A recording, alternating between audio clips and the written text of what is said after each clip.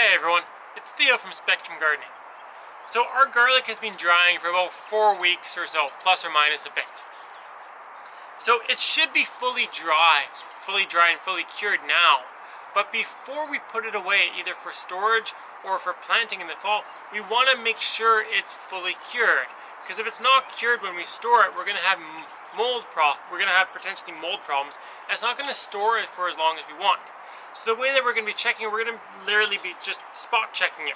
We're just going to be taking a head of garlic like this, and we're going to be cutting into it right about here. And what we're going to be wanting to look for is we want to look around the stem. If there's any green around here, like inside there, we know it's not been fully cured yet. But if it's all like white and gray and dry, like what this looks like, it's good to go. So let's check this one. You know, this garlic is pretty much, like, you can see how dry and dead the stalks are. So I have no doubt that all of these will be fully cured. And this one's the same. But mind you, if it was not fully cured, what you want to do, you'd want to vent your garlic heads. And by venting them, I mean taking the neck like this and breaking them a little bit.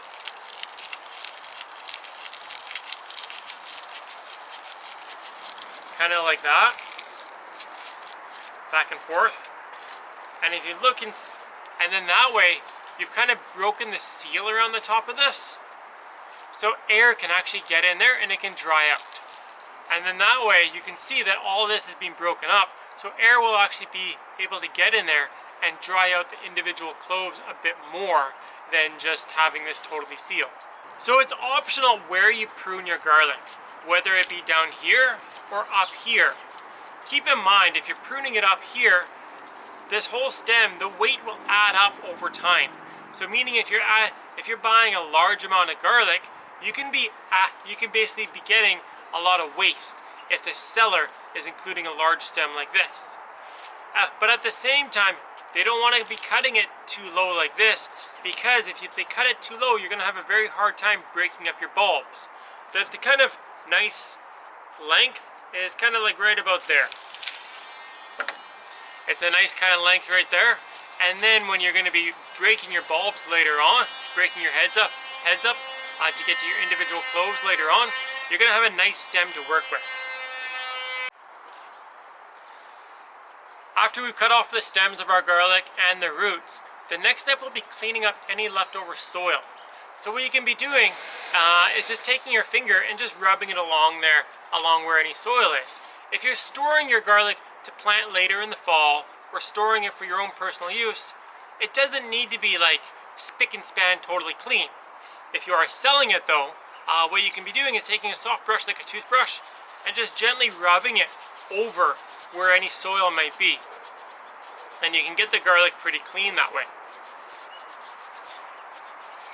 If you take a look at that one, it's basically no soil left on it. What you never want to be doing though is washing your garlic.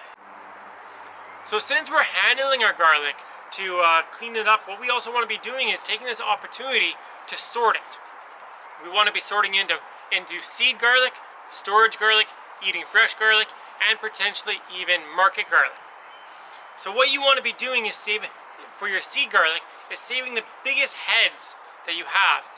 Those biggest heads will give you the biggest cloves, and that's what you want to be replanting for next year. So for your storage garlic, you want to, while you're sorting and cleaning it, you want to watch for any heads that have any wrapper rot like this, or any nicks and cuts on their bulbs or on their cloves. That garlic will not store for a very long time at all. It's still perfectly good, but you excuse me, but you don't want to be selling it, and you don't want to be replanting things like that either. So that's going to go into our eating fresh pile. So your market garlic is any garlic that you're not going to be saving for seed and that is not damaged or anything like that.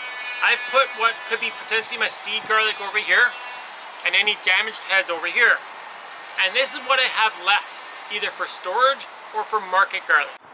Storing your garlic over winter or for next year is relatively straightforward. There's just a few things you need to keep in mind. You want to make sure you have adequate airflow. You want to make sure you're keeping it away from light.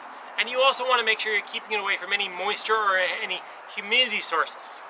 A good way to store garlic for months on end is to take 2 or 3 cloves, just like this.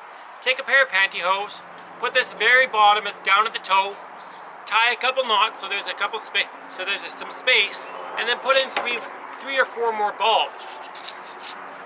And then take that pantyhose and string it up from your ceiling or from your rafters in the middle of the room per se, and then you'll have nice airflow through that. But if you don't have that opportunity and you don't have the ability to do that, what you can be doing is taking crates like this.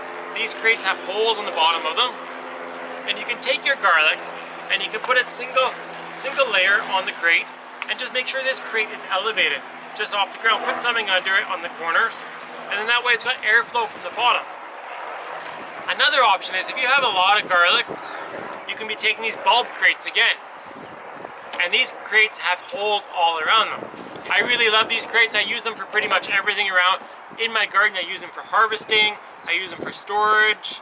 I use them for when we go to markets. I put my market stuff in them. They're great. They're all, even from the different suppliers, they all stack on top of each other. They're all exactly the same size. So you can take your garlic and you can fill it up in here too, about like quarter way or halfway, and then you can stack more crates on top of that, and just make sure you have that in an area that's going to be providing you good airflow as well.